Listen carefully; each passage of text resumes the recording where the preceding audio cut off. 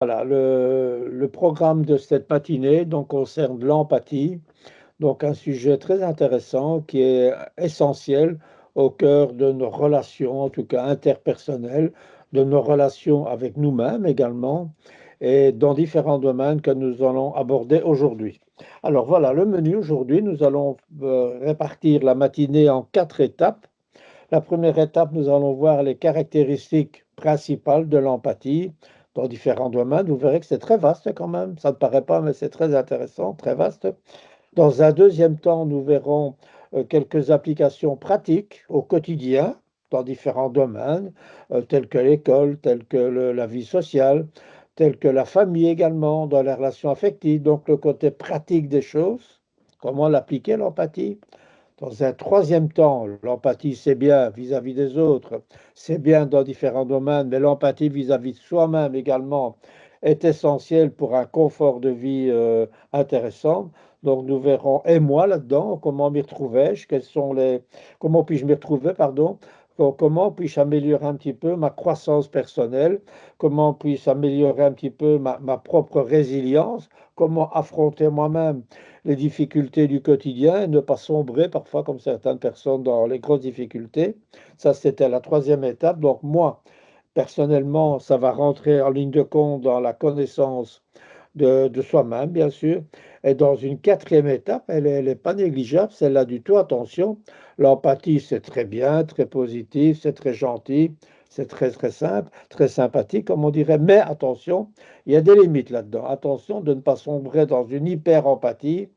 Tout ce qui est un peu exagéré, tout ce qui est un peu excessif, tout ce qui est un peu en dehors de ce que l'on peut considérer de confortable à minima pour soi-même, peut être risqué, voire dangereux.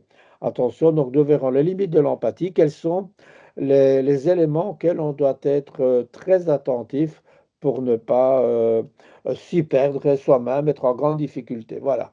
Nous verrons d'ailleurs en finalité une expérience qui montre bien que l'humain a beaucoup de qualités, a des ressources impeccables, a beaucoup de qualités, mais est vulnérable également. Donc voilà, il y a des limites à tout.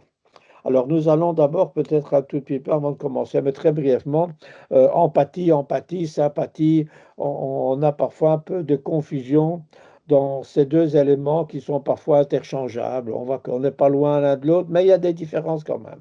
Alors, qu'est-ce que la sympathie? Ben, la sympathie, c'est un petit peu, ça vient un peu du grec, hein. Sun, ça veut dire un peu sun, c'est du grec. Avec quoi? Avec quoi? Pathos. Pathos, pathologie, c'est souffrance. Donc, souffrir avec. Ouais, vous me direz, ouais, mais l'empathie, c'est bien aussi. La sympathie, c'est un sentiment sympathique. On voit quelqu'un, tiens, il est sympa, il a l'air sympa. On dirait qu'il est sympathique parce qu'il est accueillant, il a l'air ouvert. Il a l'air, c'est ce qu'on a l'impression qu'on donne. On pense qu'il est comme ça, donc ça donne, quand cette personne est en difficulté, par exemple, en souffrant, bon, on a un peu de compassion pour lui, on a un peu de pitié face au malheur d'autrui. Donc c'est intéressant. La sympathie, oui, c'est bien, quelque part. Ça donne une espèce de ressenti. Je ressens pour toi, pour toi, pour toi. Je ressens pour toi ce que tu vois, c'est pas très gai à vivre, je comprends. Voilà. La sympathie, malgré tout, c'est bien, c'est sympathique, mais on ne connaît pas tout. On ressent même avec une certaine distance. Donc, je dirais que dans la sympathie, il y a malgré tout une forme de distance émotionnelle qui s'installe et que nous n'avons pas dans l'empathie que nous allons voir maintenant. Voilà. Donc, on a tendance, quand quelqu'un est sympathique, on a vouloir tendance à arranger les choses, pour avoir tendance à le consoler. Bah, je suis un peu navré pour ce qui t'arrive. Ouais, voilà, comme ça, c'est un peu comme ça. Donc, la sympathie, c'est une qualité qui est très louable, qui fait appel à du réconfort, etc. Quand quelqu'un nous trouve, on trouve sympathique. Voilà. L'empathie, nous verrons que c'est un peu différent. Il y a bien sûr de la sympathie, mais en plus, il y a autre chose. L'empathie crée une forme de connexion que nous allons voir sous quelle distance maintenant.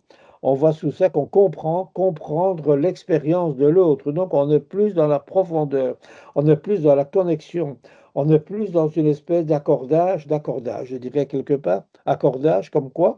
Bah, vous savez, quand on doit accorder un instrument de musique, un piano, une guitare, pour que les notes soient vraiment cohérentes entre elles. Voilà. Donc, il faut s'accorder effectivement avec l'autre pour que on puisse faire de profondeur dans les sentiments, dans les émotions. On va parler beaucoup de sentiments plutôt du côté de la sympathie, mais ici on va rentrer dans la ressentir les émotions. Voilà. Avec l'autre, c'est ce que nous allons détailler maintenant. Donc en 4 étapes, comme je viens de vous le dire. Voilà. Alors les caractéristiques maintenant de l'empathie, il y en a pas mal, hein, les caractéristiques. Donc ça, c'est les 4 étapes que je viens de vous dire maintenant. Donc la slide numéro 2, les 4 étapes, caractéristiques, la pratique, et moi, comme disait à l'époque Jacques Dutronc. Les limites de l'empathie, nous verrons ça en fin d'exposé. Les caractéristiques de l'empathie, pour dire très simplement maintenant, on peut dire que c'est une qualité, une compétence, avec des mots qui vont revenir souvent dans ce type d'exposé, c'est comprendre et partager. Je partage, donc je partage. On fait un deal entre nous, on partage les sentiments des autres. Alors ça fait appel à quelle compétence? Vous verrez que c'est très large, hein. C'est très large. D'abord, la sensibilité émotionnelle. Pour pouvoir faire preuve d'empathie, il faut soi-même avoir une forme de sensibilité au niveau de ses émotions. Les émotions, elles sont très variées, hein. Vous savez, il y a la joie, l'émotion de joie, il y a la peur, il y a la tristesse, il y a la panique, il y a, il y a vraiment la manière de vivre un petit peu comment je ressens les choses. C'est une sensibilité, une pertinence comme ça fine dans ce que je peux vivre à l'intérieur de moi-même. Bien, nous verrons que l'empathie fait appel à pas mal de compétences qui ne sont pas uniquement les émotions. La communication non verbale. Communiquer, c'est bien, d'habitude on communique oralement, on échange en parole, on fait un dit à deux, on fait un dialogue. La communication non verbale, on ne parle pas de langage ici, on parle simplement de comment je me présente physiquement, mon regard, mes yeux, comment je vois les choses. Nous parlerons de tout ça dans cette deuxième étape. 3. C'est quoi l'écoute active? Écoute activement. Je peux entendre de la musique comme ça passivement, mais quand je suis actif, ça veut dire je tends l'oreille. J'essaie de voir ce qui se passe maintenant. Nous verrons l'écoute active.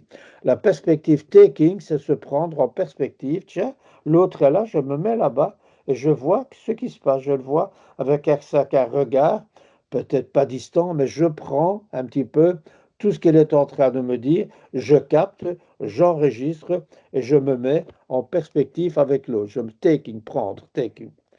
5, il faut vraiment que quand je suis dans l'empathie, je sais que j'ai mes ressources, mes références, j'ai certains préjugés, comme ça, j'ai mon éducation, tout ce qu'on m'a dit, l'éducation, la petite enfance, l'école, les médias, tout ça, donc j'ai mon idée sur pas mal de choses. Ici, attention, absence de jugement. Et puis, pour être en empathie avec l'autre, il faut que je suis dans une dynamique de soutenir et de réconfort. Donc, toutes ces compétences, ici j'en ai listé 6, ce sont les principales, on va devoir les mettre en place, on va devoir les posséder, les maîtriser pour pouvoir faire preuve de réelle empathie.